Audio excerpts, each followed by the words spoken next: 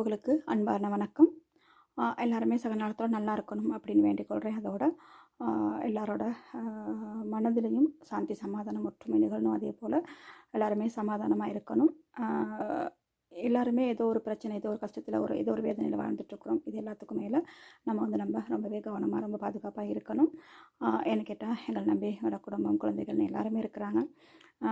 இந்த உறவுகள் எங்களுக்காக எதிர்பார்த்துட்ருக்காங்க. அதே போல் நாமளும் அவங்களுக்கு ஒரு ஆறுதலாக இங்கேருந்து கவனமாக இருந்து அவங்களுக்கான ஃபோன் பண்ணி பேசி இங்கே இருக்கிற பிரச்சனை எதுவுமே இல்லை. உண்மைக்குமே இங்கே பெருசாக அளவுக்கு அதாவது பிரச்சனை நடந்துக்கிட்டு இருக்குது. அது பொதுமக்களாக எங்களுக்கான எந்த பிரச்சனையும் இல்லை. சில வேளைகளில் தவறுதலாக ஏதாவது ஒன்று நடந்துடும். அது ஒன்று மட்டும்தான் அப்படி நடக்கக்கூடாதுன்னு கடவுள்கிட்ட வேண்டிக்கொள்ளும்.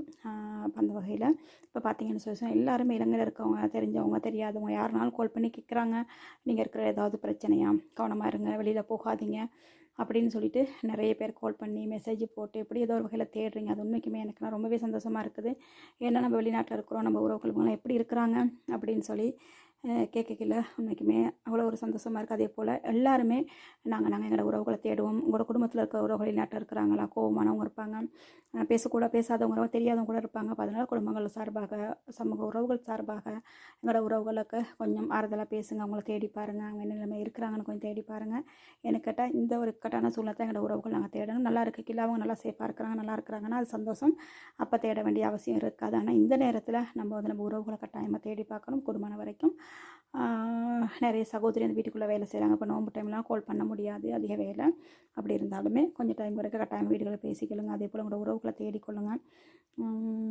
குடும்பம் வரைக்கும் இதில் முக்கியமான ஒரு விஷயம் என்னென்னு கேட்டால், இப்போ யுத்தம் நடக்குது, பிரச்சனை நடக்குது, நைட்டெல்லாம் தூங்கவே முடியாது. உன்னைக்கே சரியான பயமாக இருக்குன்னா, முக்கியமாக கோயிட்டில் கட்டாலெல்லாம் நைட்டில் பயங்கரமாக பிரச்சனையாக சத்தம் தான் கேட்குது. என்னென்னமோ ஏதோ நடக்க போகுது அப்படிங்கிற மாதிரிக்கேன்.